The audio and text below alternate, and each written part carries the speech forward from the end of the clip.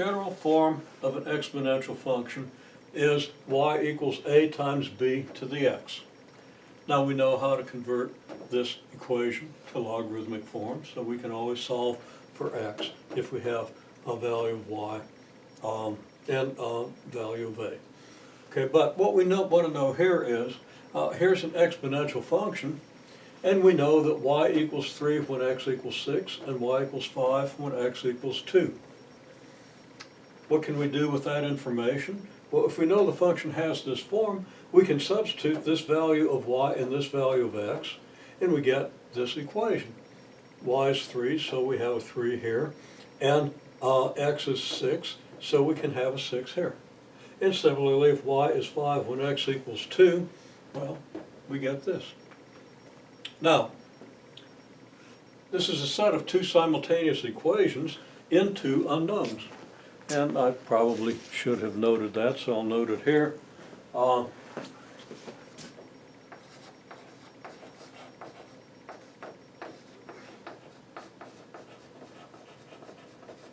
Two equations with two unknowns. Not written very well. So we want to solve. How do we solve this?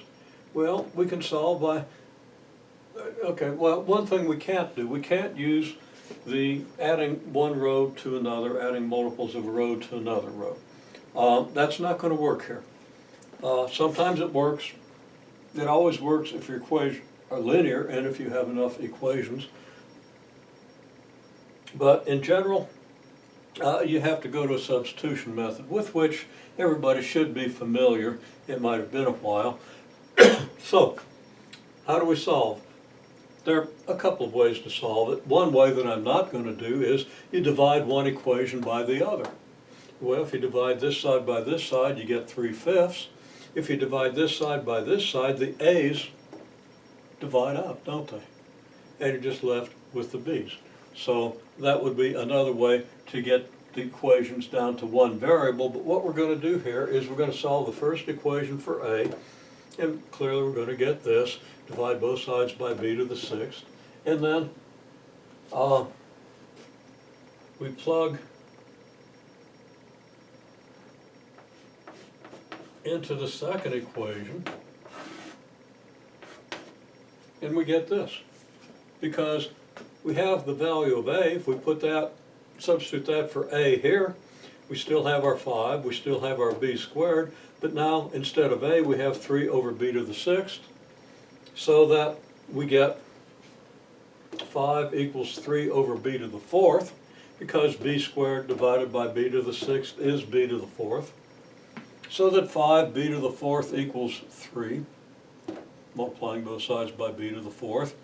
So that b to the 4th, well, if we divide both sides by 5, we get b to the 4th equals 3/5. So that b to the 4th, well, to solve this for b, we have b to the 4th. How do we get b? Well, we raise b to the 4th to the 1/4 power, because the 1/4 power of the 4th power is the first power. This is just by the laws of exponents. And the law I used here, I'll just quote it, is a to the b to the c equals a to the b times c. Okay, so b to the 4th to the 1/4 is b to the 4th times 1/4. Okay, now we took the 1/4 power of this side. This is going to give us b, and I don't even know where my solution went. I don't think I erased anything, but I must have. Yeah, I did. I see where it was here. I'll write it out. So I don't have a whole abundance of room, and I'm not sure what I was thinking when I did the erasing. But this tells us, first of all, I'm going to write it here, b to the 4th to the 1/4 equals b to the 4 times 1/4. Okay, and 4 times 1/4 is b to the 1, which is just b. Now I had to cram that in over here, but you have good resolution. This 1 kind of looks like a blob, so let's make sure we see that that's a 1. Okay, 4 times 1/4 is 1, b to the 4 times 1/4 is b to the 1, which is b. So this left-hand side is going to reduce to b, the right-hand side is going to be just 3/5. So we can write that b equals 3/5, and I said just 3/5, 3/5 to the 1/4. Okay?